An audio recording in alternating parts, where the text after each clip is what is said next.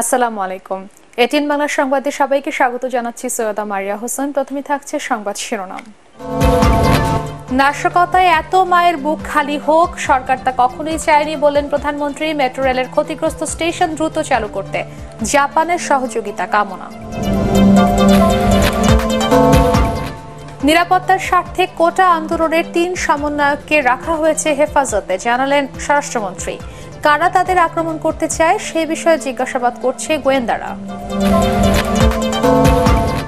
আতঙ্ক কাটিয়ে স্বস্তি জনজীবনে। রোববার থেকে মঙ্গলবার সরকারি বেসরকারি অফিস সময় সকাল ৯টা থেকে বিকেল ৩টা পর্যন্ত দেশ জুড়ে সতর্ক অবস্থায় সেনাবাহিনী।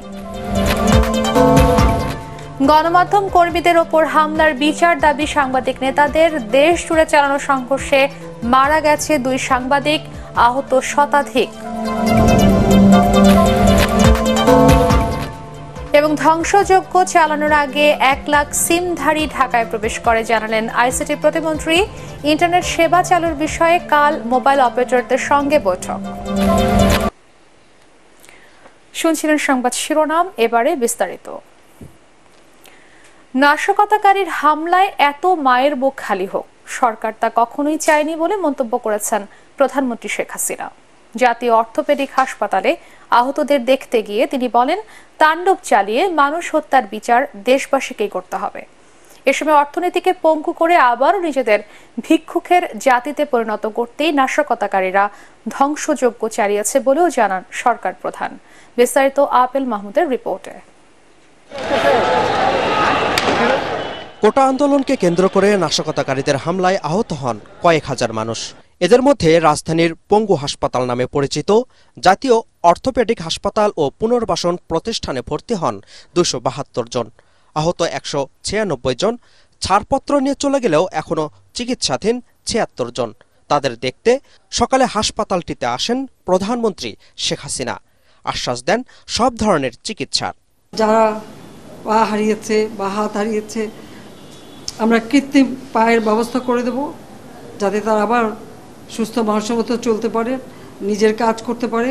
কোটা আন্দোলনের নামে এত মানুষের জীবন ও পরিবারকে কেন হুমকির মুখে ফেলা হলো, সেই প্রশ্ন রাখেন প্রধানমন্ত্রী। এই আন্দোলনের নামে আজকে এই যে এতগুলি মানুষের জীবনের ক্ষতি হলো, এতগুলি পরিবার ক্ষতি হলো, এর দায় দায়িত্ব কাদের? আমি দেশবাসীর কাছে সেই আহ্বান জানাবো যে এই ধরনের ধ্বংসযজ্ঞের জন্য এই দেশকে নিয়ে আর কেউ চালাতে না পারে। আমি সকলের সাহায্য চাই। আমি চাই না এভাবে মায়ের কোল খালি হোক আর এভাবে মানুষ অসহায় পড়ুক। দেশের উন্নয়ন যাদের পছন্দ নয়, তারাই অর্থনীতিকে ধ্বংস করার ষড়যন্ত্রে নেমেছিল বলেও অভিযোগ করেন তিনি। সেই ২০০৮-এর বাংলাদেশ আর ২০২৪-এর বাংলাদেশ তো এক না। বাংলাদেশের মানুষের জীবন মান তো উন্নত হয়েছে। আমাদের অর্থনীতি আজকে কত কত উপরে উঠে গিয়েছিল, এবং এটা মনে হলো যে এটা আর কিছু না। এটা আমাদের অর্থনীতিকে সম্পূর্ণ পঙ্গু করে দিয়ে বাংলাদেশকে আবার ভিক্ষুকের জাতি করে দেওয়া, এটাই বোধহয় এদের পিছনে ষড়যন্ত্র। সেটাই হচ্ছে সব থেকে দুঃখজনক, যে দিন রাত অক্লান্ত পরিশ্রম করে বাংলাদেশটাকে যখন একটা জায়গায় নিয়ে আসলাম, আজকে সেখানে দেখি এই একদিকে জ্বালাও পোড়াও সব কিছু।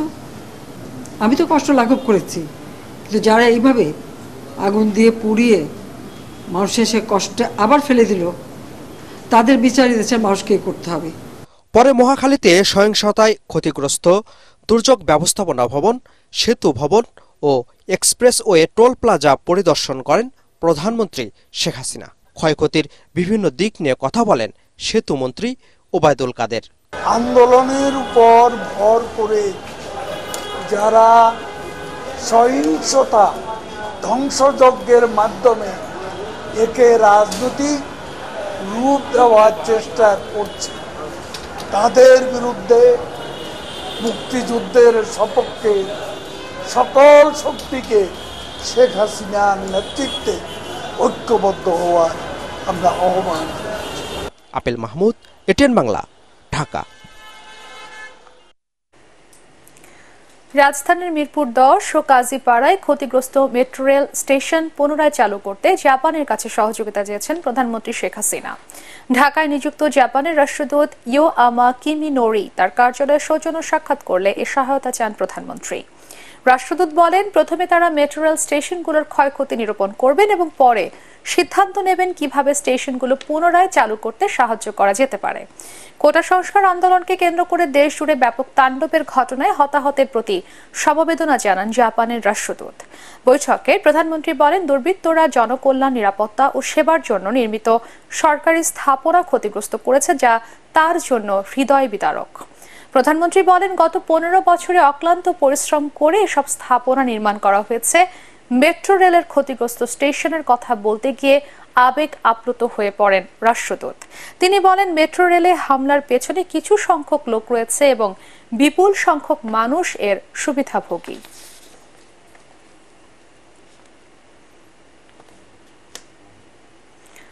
নিরাপত্তার স্বার্থে কোটা সংস্কার আন্দোলনের 3 সমন্বয়ককে ডিবি হেফাজতে রাখা হয়েছে বলে জানিয়েছেন স্বরাষ্ট্রমন্ত্রী আসাদুজ্জামান খান কামাল। সহিংসতায় নারায়ণগঞ্জের সরকারি বেসরকারি ক্ষতিগ্রস্ত বিভিন্ন প্রতিষ্ঠান পরিদর্শন শেষে তিনি একথা বলেন। এ সময় বৈষম্য বিরোধী ছাত্র আন্দোলনের নেতারা নতুন যে 8 দফা দাবি দিয়েছে তার যৌক্তিক দাবিগুলো প্রধানমন্ত্রী পর্যায়ক্রমে মেনে নেবেন বলেও জানান তিনি। নারায়ণগঞ্জ প্রতিনিধি আব্দুস সালামের তথ্য ও ছবিতে রিপোর্ট করছেন মাজহারুল হক মুহাজির। নারায়ণগঞ্জে কোটা আন্দোলনের সময় জেলার পিবিআই অফিস, পাসপোর্ট অফিস সহ বিভিন্ন ক্ষতিগ্রস্ত স্থাপনা পরিদর্শন করেন স্বরাষ্ট্রমন্ত্রী আসাদুজ্জামান খান কামাল। পরে সমসাময়িক নানা বিষয়ে সাংবাদিকদের সাথে কথা বলেন তিনি। বলেন, একটি মহল সোশ্যাল মিডিয়ার মাধ্যমে গুজব ছড়িয়ে সাধারণ মানুষের মধ্যে বিভ্রান্তি ছড়াচ্ছে। এসবের বিরুদ্ধে গণমাধ্যম কর্মীদের সঠিক তথ্য প্রকাশ করার আহ্বান জানান তিনি। একটি মহল সোশ্যাল মিডিয়ার মাধ্যমে এমনই সব গুজব ছড়াচ্ছে, এমনই সব কথা বলছে যেগুলি শুনলে সাধারণ মানুষও ঠিক থাকতে পারে না, বিভ্রান্ত হচ্ছে। আপনারা সাংবাদিক, আপনাদের দায়িত্ব এটা। আপনারা এই গুজবের থেকে আমাদের দেশবাসীকে বাঁচাবেন। তারা একসঙ্গে গুজব ছড়িয়েছে একদল, আরেক দল আক্রমণ করেছে এবং এই রকম সংঘবদ্ধ আক্রমণ শুধুমাত্র ডেডিকেটেড ফোর্সরাই করতে পারে, যেটা নাকি জামাত, বিএনপি এবং এই জঙ্গিদের কাছে রয়েছে। এ সময় কোটা আন্দোলনের সমন্বয়ক নাহিদ সহ 3 জনকে ডিবি তুলে নিয়ে যাওয়ার প্রসঙ্গে স্বরাষ্ট্রমন্ত্রী বলেন, সমন্বয়ক 3 জনকে নিরাপদ হেফাজতে রাখা হয়েছে। কারা তাদের আক্রমণ করতে চায় সে বিষয়ে জিজ্ঞাসাবাদ করে পরবর্তী ব্যবস্থা নেওয়া হবে।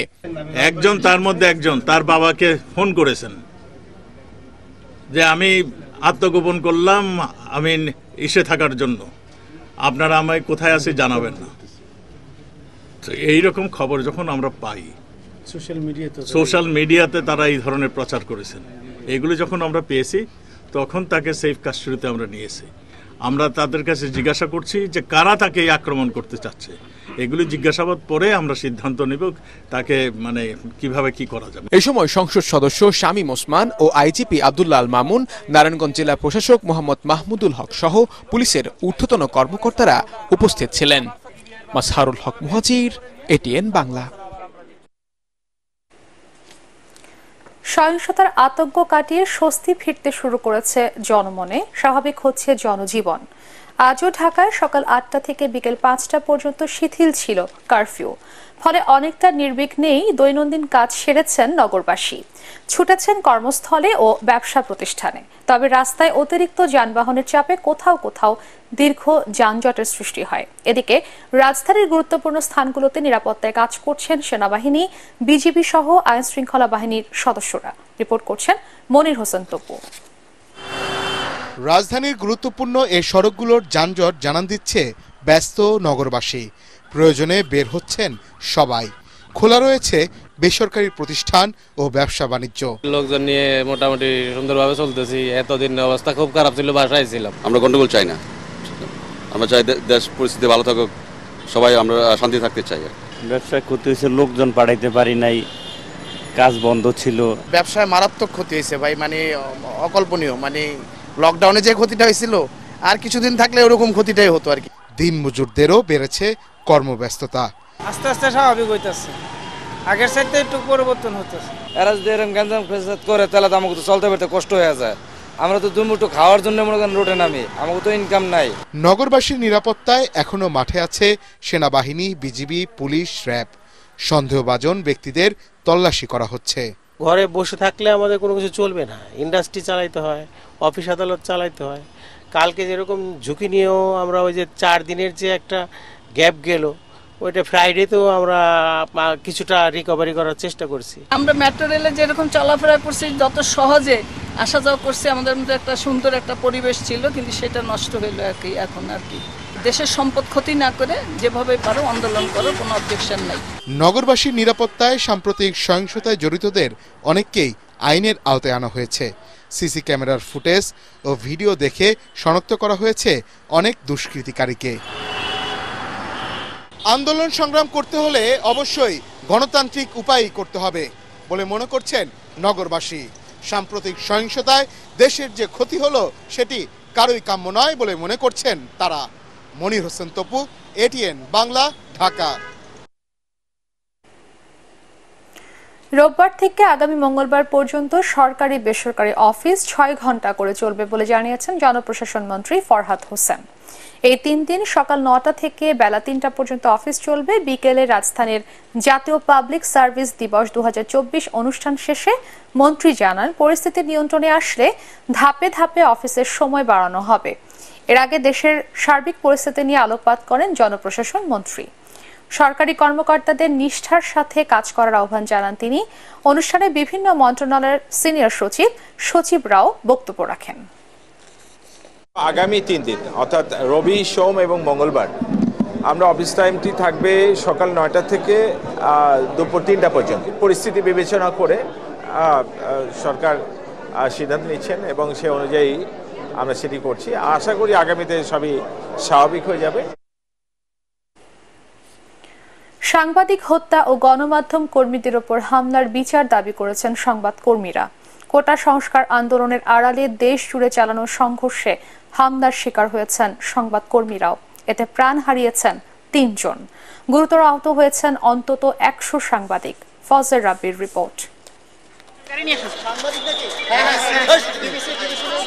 সংবাদ সংগ্রহ করতে গিয়ে আবারও বর্বর হামলার শিকার হয়েছেন দেশের গণমাধ্যম কর্মীরা। আন্দোলন সংগ্রামের আড়ালে পরিকল্পিতভাবে হামলা চালানো হয়েছে সংবাদ সংগ্রহ করতে যাওয়া সাংবাদিকদের উপর। এতে আহত হয়েছেন 100-এরও বেশি রিপোর্টার, ক্যামেরাম্যান, ফটো সাংবাদিক ও গাড়ি চালক। ভাঙচুর, অগ্নিসংযোগ ও ছিনতাই করা হয়েছে গণমাধ্যমের গাড়ি, মোটরসাইকেল, ক্যামেরা ও আনুষঙ্গিক যন্ত্রপাতি। 7-8 জনের বেশি হবে না।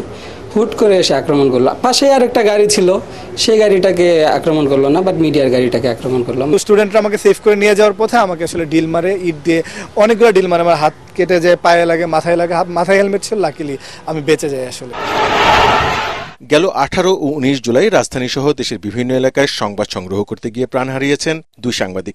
এদের 2 জনই মারা গেছেন গুলিতে। গুলিবিদ্ধ হয়েও প্রাণে বেঁচে গেছেন আরো অনেক সংবাদকর্মী।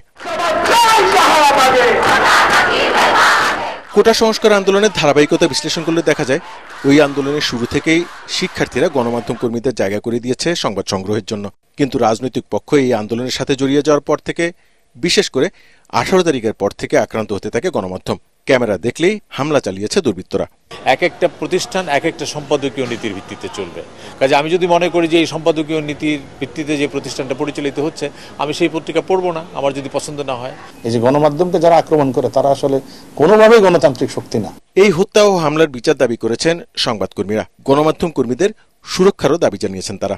রাষ্ট্রের উচিত যে অন্য হত্যাকাণ্ডের যে তদন্ত হচ্ছে, সেই তদন্তের পাশাপাশি সাংবাদিকরা যারা নিহত হয়েছে তারা কোন পরিস্থিতিতে নিহত হল এটাও তদন্ত করা উচিত, এবং যারা আহত হয়েছে তাদের ক্ষতিপূরণ দেওয়ার ব্যবস্থা করা উচিত। সহিংসতা ঘটেছে, এটা মোকাবেলা করার জন্য সরকারকে যেমন হতে হবে, আর সাংবাদিকদেরকে এই মুহূর্তে খুবই সাবধানে করতে হবে। সংবাদকর্মীদের সুরক্ষায় সাংবাদিক সংগঠন ও রাজনৈতিক সব পক্ষের প্রতি আরও দায়িত্বশীল হওয়ার আহ্বান জানিয়েছেন পেশাদার গণমাধ্যম কর্মীরা। সংবাদ মাধ্যমে প্রচারিত যে কোনো ভুল খবরের জন্য প্রতিবাদ পাঠাতে পারে যে কেউ। ওই সংবাদ মাধ্যমটি এটি প্রচারে বাধ্য থাকে। একই সাথে সংক্ষুব্ধ যে কারোর জন্য আইনের আশ্রয় নেওয়ার পথও খোলা রয়েছে। এসব ছাড়িয়ে যারা গণমাধ্যম এবং গণমাধ্যম কর্মীদের উপর হামলা চালাচ্ছেন, তারা মত প্রকাশের স্বাধীনতায় বিশ্বাস করেন না বলে মনে করছেন গণমাধ্যম বিশ্লেষকরা। ফজল রাব্বি, এটিএন বাংলা, ঢাকা। শিক্ষার্থীদের যৌক্তিক আন্দোলনের প্রেক্ষিতে নির্বাহী বিভাগ কোটা সংস্কারের ব্যাপারে যে সমাধান করেছে তাতে সকলের দাবির প্রতিফলন ঘটেছে বলে জানিয়েছে বরিশাল বিশ্ববিদ্যালয়ের শিক্ষার্থীরা। বিকেলে বরিশাল বিশ্ববিদ্যালয়ের একাডেমি ভবন চত্বরে অনুষ্ঠিত এক সংবাদ সম্মেলনে তারা জানান, দাবির প্রতিফলন ঘটায় ও বিশ্ববিদ্যালয় বন্ধ থাকায় এই মুহূর্তে তাদের কোনো কর্মসূচি নেই। তবে সারা দেশের শিক্ষার্থীদের মতামতের ভিত্তিতে পরবর্তী করণীয় নির্ধারণ করা হবে। এ সময় তারা বলেন, সন্ত্রাস ও সহিংসতার সাথে সাধারণ শিক্ষার্থীদের কোনো সম্পৃক্ততা নেই। সাধারণ শিক্ষার্থীদের পক্ষে সম্মেলনে বক্তৃতা রাখেন সুজয় শুভ রায়, মাহমুদুল হাসান, ইমরান আলম, সামিয়া জামান সেজুতি ও আল আমিন। কোটা সংস্কারের দাবিতে যে আন্দোলন চলছিল, আন্দোলনরত শিক্ষার্থীরা মনে করে কোর্ট যে রায় দিয়েছে এবং তার পরিপ্রেক্ষিতে নির্বাহী বিভাগ যে প্রজ্ঞাপন দিয়েছে, এটাতে শিক্ষার্থীদের দাবি দেওয়ার আসলে নির্দেশে আমরা মনে করি প্রতিফলন ঘটেছে। এর বাইরে আমাদের আরও কিছু দাবি দেওয়া আছে। আপনারা জানেন, দেশব্যাপী শিক্ষার্থীরা আন্দোলনরত শিক্ষার্থীদের দাবি দেওয়া সামনে এনেছে। তো এই দাবির প্রেক্ষিতে সারা বাংলাদেশের অন্যান্য শিক্ষা প্রতিষ্ঠানের আন্দোলনরত শিক্ষার্থীদের সঙ্গে সমন্বয় করে আমরা পরবর্তীতে আমাদের যে কর্মসূচি আছে সেগুলোর দিকে যাব। কোটা সংস্কার আন্দোলন ঘিরে ঢাকায় সহিংসতার আগে হঠাৎ 1 লাখ সিম ব্যবহারকারী নতুন করে রাজধানীতে প্রবেশ করে বলে জানিয়েছে ডাক, টেলিযোগাযোগ ও তথ্য প্রযুক্তি প্রতিমন্ত্রী জুনায়েদ আহমেদ পলক। তিনি আরও জানান, আগামী 2-1 দিনের মধ্যে মোবাইল ইন্টারনেট সেবা চালু হবে বলে জানিয়েছেন ডাক, টেলিযোগাযোগ ও তথ্য প্রযুক্তি প্রতিমন্ত্রী। কাল মোবাইল অপারেটরদের সঙ্গে বৈঠক করে এ বিষয়ে সিদ্ধান্ত নেওয়া হবে বলেও জানান তিনি। রাজধানীর আগারগাঁয়ে ডাক ভবনে সজীব ওয়াজেদ জয়ের 54তম জন্মদিন ও বৃক্ষরোপণ অনুষ্ঠানে এসব কথা বলেন তিনি। প্রতিমন্ত্রী জানান, 19 জুলাই হামলার আগে প্রায় 1 লাখ নতুন সিম চালু হয়, যা রাজধানী সহ দেশের বিভিন্ন স্থানে ব্যবহার করতে দেখা গেছে। এই সিম ব্যবহারকারীর অধিকাংশই বিএনপি পন্থী বলেও জানান তিনি। যে ইন্টারনেট যে কানেকশন, সেই ফাইবার অপটিক্যাল কেবলগুলো রিডান্ডেন্সি সহ পুড়িয়ে দিয়েছে। আমরা আগামীকাল সকাল 9টায় মোবাইল নেটওয়ার্ক অপারেটরদের সাথে বৈঠক দিয়েছি। সেই বৈঠকে আলোচনা সাপেক্ষে আমরা যত দ্রুত সম্ভব আমরা চেষ্টা করছি আগামীকাল পরশুর মধ্যেই তাদের সাথে আলোচনা করে আমরা মোবাইল ব্রডব্যান্ডটাও 4G নেটওয়ার্কটাও আমরা উন্মুক্ত করে দেব। কোটা আন্দোলন চলাকালে তালেবানি কায়দায় যারা বর্বরতা চালিয়েছে তাদের ছবি ও ভিডিও ফুটেজ দেখে শনাক্ত করে ব্যবস্থা নেওয়া হবে বলে জানিয়েছেন পররাষ্ট্রমন্ত্রী ডক্টর হাসান মাহমুদ। জাতীয় প্রেস ক্লাবের সামনে ইউনাইটেড ইসলামী পার্টি আয়োজিত সহিংসতা বিরোধী মানববন্ধনে তিনি বলেন, সরকার প্রত্যেক হত্যাকাণ্ডের বিচার করতে বদ্ধপরিকর। এ সময় ধর্মমন্ত্রী ফরিদুল হক খান জানান, ছাত্রদের ভুল বুঝিয়ে সহিংসতার পথে পরিচালিত করেছে বিএনপি ও জামাত শিবির ক্যাডাররা। তালেবানের স্টাইলে বর্বরতা চালানো হয়েছে। মধ্যযুগীয় বর্বরতাকেও তাদের এই বর্বরতা হার মানিয়েছে। তারা ভেবেছিল যে এইখানেই শেষ, আমাদের কাছে সমস্ত তথ্য আছে, ভিডিও ফুটেজ আছে, ছবি আছে, তদন্ত করে প্রত্যেককে আইনের আওতায় আনা হবে ইনশাআল্লাহ। শিক্ষার্থীদের কোটা আন্দোলনের সহিংসতায় নিহত ও আহতদের সহায়তায় সমাজের বিত্তবানদের এগিয়ে আসার আহ্বান জানিয়েছেন 14 দল নেতারা। তারা বলেন, একটি অরাজনৈতিক দাবিকে কেন্দ্র করে সুযোগ সন্ধানী দুষ্কৃতিকারীরা দেশব্যাপী যে সহিংসতার আশ্রয় নিয়েছিল তা অমানবিক।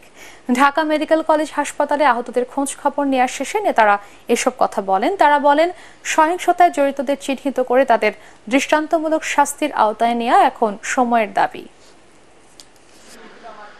14 দলের পক্ষ থেকে আমরা পুনরায় এই আহতদের আশু মুক্তি কামনা করি এবং তাদের পরিবারবর্গের প্রতি সমবেদনা জানাই। মানুষ যাতে এগিয়ে আসে, তাদের সাহায্য সহযোগিতা নিয়ে জনগণের পাশে দাঁড়ায়, এই আহ্বান জনগণের প্রতি আমাদের 14 দলের পক্ষ থেকে রইল। কোটা সংস্কার আন্দোলনের উপর ভর করে যারা রাষ্ট্রের গুরুত্বপূর্ণ স্থাপনা ধ্বংস ও সহিংস পরিস্থিতি সৃষ্টি করেছে তাদের রাষ্ট্রদ্রোহ আইনে শাস্তি দাবি করেছেন জাতীয় পার্টির একাংশের চেয়ারম্যান রওশন এরশাদ।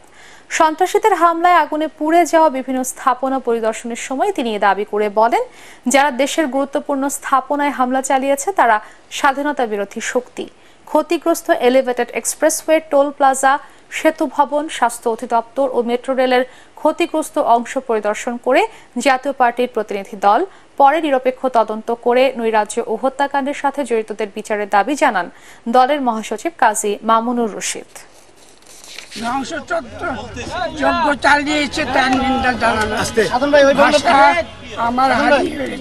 যারা দেশে এত বড় ক্ষতি করেছে তাদের বেগম রওশনের সাথ সবসময় কোটা আন্দোলনকারীদের পক্ষে ছিলেন এবং তার বক্তব্য স্পষ্ট ছিল যে এই কোটা সংস্কার প্রয়োজন, কিন্তু এরই মধ্য দিয়ে যারা এই কোটা আন্দোলনের ফাঁকে দেশের এই সম্পদ, জনগণের সম্পদ, আমাদের সম্পদ নষ্ট করেছে, এটা কোনো অবস্থাতেই গ্রহণযোগ্য নয়। আমরা আশা করি এই সরকার এই বিচার করতে সক্ষম হবে এবং গোটা বাংলাদেশের 18 কোটি মানুষ এটার বিচার হোক সেটা প্রত্যাশা করে। কোটা আন্দোলনের 3 সমন্বয়ককে গোয়েন্দা সংস্থা দিয়ে চিকিৎসাধীন অবস্থায় হাসপাতাল থেকে তুলে নেওয়া অমানবিক বলে মন্তব্য করেছে বিএনপি মহাসচিব মির্জা ফখরুল ইসলাম আলমগীর। গণমাধ্যমে পাঠানো বিবৃতিতে তিনি বলেন, শিক্ষার্থী সহ সাধারণ মানুষের উপর গুলি চালিয়ে পঙ্গু করে দিয়ে তাদের হাসপাতালে দেখতে গিয়ে সাহায্যের ঘোষণা প্রতারণার আরেকটি নজির। বিএনপি মহাসচিব বলেন, জনরোষের ভয়ে কারফিউ দিয়ে রেল সহ যোগাযোগ ব্যবস্থা বন্ধ রেখে জনগণকে কর্মহীন, অর্থাহার, অনাহারে দিন কাটাতে বাধ্য করা হচ্ছে। তিনি বলেন, ব্লক রেইডের নামে সারা দেশে বিএনপি নেতাকর্মী ও আইডি কার্ড দেখে দেখে শিক্ষার্থীদের গণগ্রেফতার করা হচ্ছে। গ্রেফতারকৃতদের অমানবিক নির্যাতন চালিয়ে মিথ্যা স্বীকারোক্তি আদায় করা হচ্ছে। বিবৃতিতে বলা হয়, সরকারি বাহিনীর হাতে 1 সপ্তাহে 4 সাংবাদিক নিহত ও অসংখ্য সাংবাদিক আহত হওয়ার বিচার না করে নানাভাবে গণমাধ্যম কর্মীদের হয়রানি করা হচ্ছে।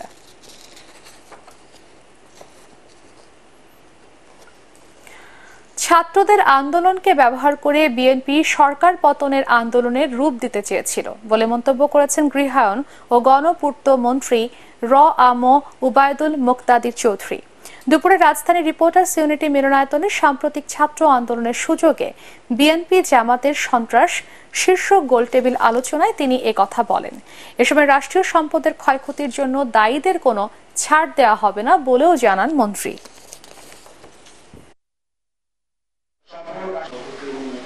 মেট্রো রেলের ক্ষতি করে আপনি দেশকে গড়ে তুলতে পারবেন না, গণতন্ত্র প্রতিষ্ঠা করতে পারবেন না। আপনি ত্রাণ অধিদপ্তরকে পুড়িয়ে দিয়ে আপনি গণতন্ত্র প্রতিষ্ঠা করতে পারবেন না, দেশের ক্ষমতায় গিয়েও কোনো লাভ হবে না। সরকারের সম্পত্তি বিনষ্টি করে সরকার উৎখাত করা যাবে না, এতে তো আপনার কোনো লাভ হবে না। এটা তো আপনার প্রয়োজন লাগবে, আপনি যদি সরকারে আসেন এটা তো আপনার প্রয়োজনে লাগবে। মেট্রো রেল সরকার আপনি ক্ষমতায় আসলে আপনারও তো প্রয়োজন লাগবে। আমলাতান্ত্রিক জটিলতা থেকে বের হয়ে সাধারণ মানুষের কাছে সেবা পৌঁছে দেওয়ার লক্ষ্যে উপজেলা পরিষদ গঠন করা হলেও এমপি এবং ইউএনওদের অতিমাত্রায় হস্তক্ষেপে এখন তা উপজেলা প্রশাসনে পরিণত হয়েছে বলে মনে করছেন বিশেষজ্ঞরা। তারা বলেন, স্থানীয় সরকারকে শক্তিশালী করতে কেন্দ্রীয় সরকারের অনাকাঙ্ক্ষিত হস্তক্ষেপ বন্ধ করতে হবে। এজন্য আইন সংশোধনের তাগিদ দিয়ে বিশেষজ্ঞরা বলেন, তা না হলে লাল ফিতার দৌরাত্মে আটকে থাকবে নাগরিক সেবা। মিজান শাহজাহানের রিপোর্ট। ডাক ঢোল পিটিয়ে এবছর 4 দফায় হয়ে গেল 481টি উপজেলা পরিষদ নির্বাচন। নির্বাচিত জনপ্রতিনিধিরা দায়িত্ব নেয়ার কয়েক মাস পার হয়ে গেছে, কিন্তু তারা কি জনগণকে কাঙ্ক্ষিত সেবা দিতে পারছেন? স্থানীয় সরকার মন্ত্রণালয়ের সাবেক সচিব আবু আলম মোহাম্মদ শহীদ খান বলেন, আইনি সীমাবদ্ধতায় ব্যাহত হচ্ছে উপজেলা পরিষদের কার্যক্রম। আইনে কিছু কিছু সীমাবদ্ধতা আমরা সৃষ্টি করেছি, যেমন উপজেলা পরিষদের উপরে আমরা উপদেষ্টা বসিয়ে দিয়েছি। উপদেষ্টার কাজ হলো উপদেশ দেওয়া, কিন্তু উপদেষ্টার অনুমতি ছাড়া কিছু করা যায় না, যার ফলে ওখানে একটা ডুয়াল ক্রাইসিস সৃষ্টি হয়েছে। এমপি সাহেবের কথা শুনবে ইউনো সাহেব নাকি উপজেলা চেয়ারম্যানের সাথে কাজ করবে সমন্বয় করে। এবং উপজেলা ব্যবস্থাকে শক্তিশালী করার জন্য সরকারের বা রাজনৈতিক দলগুলোর যে কমিটমেন্ট আছে, এই কমিটমেন্টে তারা ঠিকমতো থাকেন না।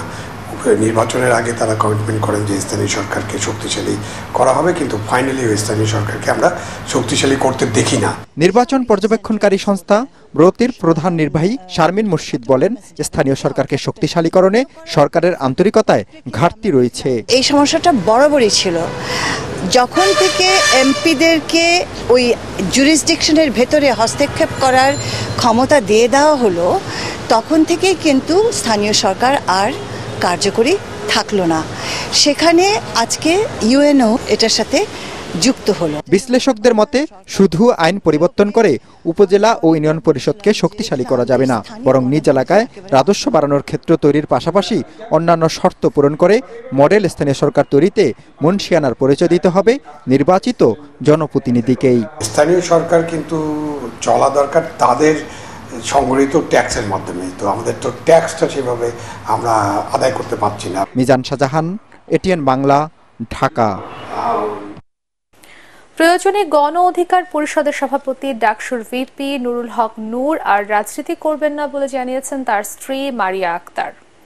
নূরকে আর রিমান্ডে না নিয়ে মুক্তি দেওয়ার দাবি জানান তার স্ত্রী। ঢাকা রিপোর্টার্স ইউনিটিতে সংবাদ সম্মেলনে এসব কথা বলেন তিনি। সংবাদ সম্মেলনে নূরের বাবা ইদ্রিস ব্যাপারী বলেন, সেতু ভবনে সহিংসতার মামলায় তার সন্তানকে 5 দিনের রিমান্ডে নিয়ে নির্যাতন করেছে আইন শৃঙ্খলা রক্ষাকারী বাহিনী। মেট্রো রেলে সহিংসতার আরেকটি মামলায় তাকে গ্রেফতার দেখানো হয়েছে।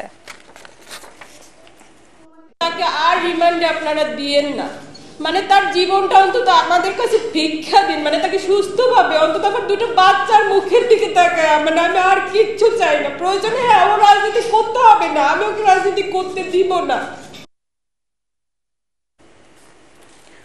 দেশব্যাপী কারফিউর কারণে 5 দিন বন্ধ থাকার পর শুক্রবার রাত থেকে বরিশাল, ঢাকা সহ জেলার অভ্যন্তরীণ সকল রুটে লঞ্চ চলাচল শুরু হয়েছে। ফলে মানুষের মধ্যে স্বস্তি ফিরে এসেছে এবং বিভিন্ন এলাকায় আটকে পড়া যাত্রীরা তাদের গন্তব্যে যেতে পারছেন।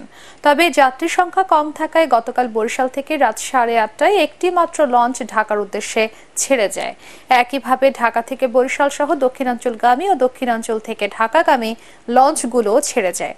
এদিকে আজ বরিশালে সকাল 6টা থেকে রাত 9টা পর্যন্ত কারফিউ শিথিল রয়েছে। এতে যাত্রী সংখ্যা বাড়বে বলে আশা লঞ্চ মালিকদের। আল আরাফা ইসলামী ব্যাংক অর্থ সংবাদ।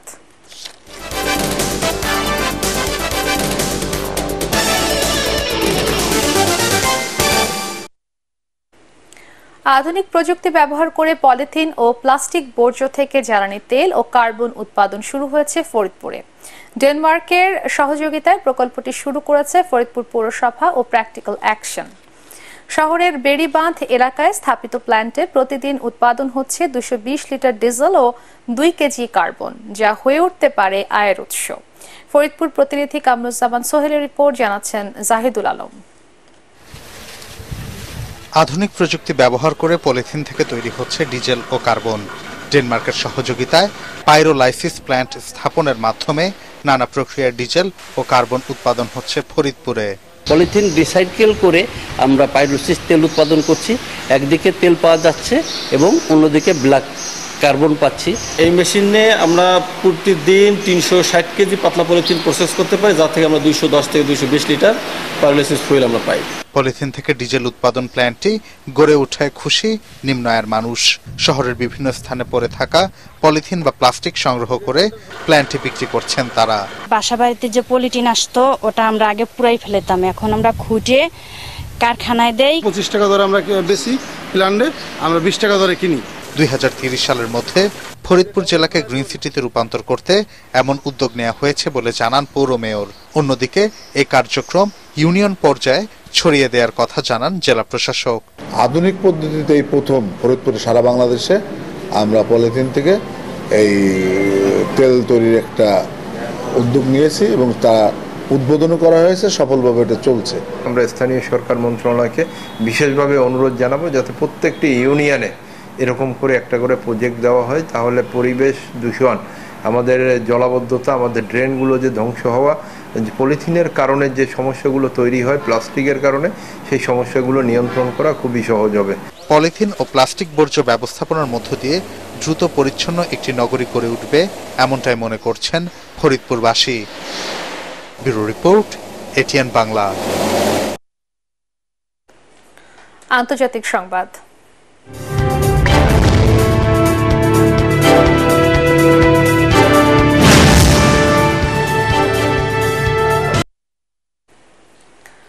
যুক্তরাষ্ট্রের ফ্লোরিডায় সাবেক মার্কিন প্রেসিডেন্ট ডোনাল্ড ট্রাম্পের সঙ্গে দেখা করেছেন ইসরায়েলের প্রধানমন্ত্রী বেনিয়ামিন নেতানিয়াহু। এরপর এ সময় গাজায় যুদ্ধ বন্ধের আহ্বান জানিয়ে তার গাড়িবহরকে লক্ষ্য করে দুয়োধ্বনি দেয় সাধারণ মানুষ। আসছে মার্কিন নির্বাচনে রিপাবলিকান পার্টি নির্বাচিত হলে গাজা ইস্যুতে ট্রাম্পের মনোভাব ও নীতি কেমন তা নিশ্চিত হতেই ইসরায়েলি প্রধানমন্ত্রী ট্রাম্পের সাথে দেখা করতে যান। এ সময় ট্রাম্প বলেন, ইসরায়েল ইস্যুতে বাইডেন ও কমলা দৃষ্টিভঙ্গি ও মন্তব্য অসম্মানজনক। এরপরেও ইহুদিরা ডেমোক্র্যাটদের ভোট দেবেন কিনা তা নিয়েও সংশয় প্রকাশ করেন ট্রাম্প। এর আগে যুক্তরাষ্ট্র সফররত নেতানিয়াহু দেশটির প্রেসিডেন্ট জো বাইডেন ও ভাইস প্রেসিডেন্ট কমলা হ্যারিসের সঙ্গে পৃথক বৈঠক করেন, যেখানে দ্রুত যুদ্ধ বন্ধে নেতানিয়াহুর প্রতি আহ্বান জানান বাইডেন ও কমলা হ্যারিস। এদিকে যুক্তরাষ্ট্রের ইতিহাসে কমলা হ্যারিসকে সবচেয়ে অকার্যকর ভাইস প্রেসিডেন্ট হিসেবে উল্লেখ করেছেন সাবেক মার্কিন প্রেসিডেন্ট ডোনাল্ড ট্রাম্প। একই সাথে তাকে অযোগ্য ও উগ্র বামপন্থী বলেও উল্লেখ করেন ট্রাম্প। শুক্রবার ফ্লোরিডায় আয়োজিত এক সমাবেশে এভাবেই ডেমোক্রেটিক পার্টির প্রেসিডেন্ট প্রার্থীকে নিয়ে আক্রমণাত্মক মন্তব্য করেন রিপাবলিকান প্রার্থী। সাম্প্রতিক সময় মেক্সিকো সীমান্ত দিয়ে অভিবাসী আটকাতে ভাইস প্রেসিডেন্ট কমলা হ্যারিস ব্যর্থ হয়েছেন বলে অভিযোগ করেন ট্রাম্প। এদিকে মার্কিন প্রেসিডেন্ট নির্বাচন নিয়ে আগের জরিপগুলোতে জো বাইডেন পিছিয়ে থাকলেও সাম্প্রতিক জরিপে ডোনাল্ড ট্রাম্পের চেয়ে এগিয়ে কমলা হ্যারিস। এ পর্যায়ে পার্টেক্স খেলার খবর।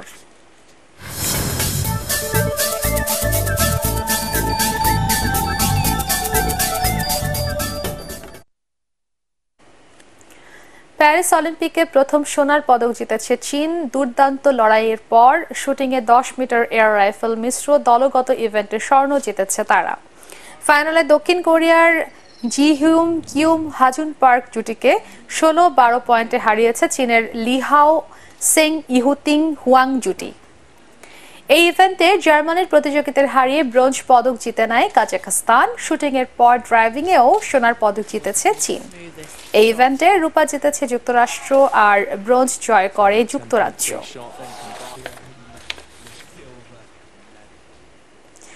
শেষ করার আগে সংবাদ শিরোনাম আরো একবার। নাশকতায় এত মায়ের বুক খালি হোক, সরকার তা কখনোই চায়নি বলেন প্রধানমন্ত্রী। মেট্রো রেলের ক্ষতিগ্রস্ত স্টেশন দ্রুত চালু করতে জাপানের সহযোগিতা কামনা। নিরাপত্তার স্বার্থে কোটা আন্দোলনের 3 সমন্বয়ককে রাখা হয়েছে হেফাজতে, জানালেন স্বরাষ্ট্রমন্ত্রী। কারা তাদের আক্রমণ করতে চায় সে বিষয়ে জিজ্ঞাসাবাদ করছে গোয়েন্দারা। আতঙ্ক কাটিয়ে স্বস্তি জনজীবনে। রোববার থেকে মঙ্গলবার সরকারি বেসরকারি অফিস সময় সকাল 9টা থেকে বিকেল 3টা পর্যন্ত দেশ জুড়ে সতর্ক অবস্থায় সেনাবাহিনী। গণমাধ্যম কর্মীদের ওপর হামলার বিচার দাবি সাংবাদিক নেতাদের। দেশ জুড়ে চালানো সংঘর্ষে মারা গেছে 2 সাংবাদিক, আহত শতাধিক। এবং ধ্বংসযজ্ঞ চালানোর আগে 1 লাখ সিমধারী ঢাকায় প্রবেশ করে, জানালেন আইসিটি প্রতিমন্ত্রী। ইন্টারনেট সেবা চালুর বিষয়ে কাল মোবাইল অপারেটরদের সঙ্গে বৈঠক। পরবর্তী সংবাদ দেখার আমন্ত্রণ জানিয়ে এখনকার মতো শেষ করছি। এটিএন বাংলার সংবাদ ইউটিউবে দেখতে ব্রাউজ করুন youtube/এটিএন বাংলা নিউজ। ধন্যবাদ সবাইকে।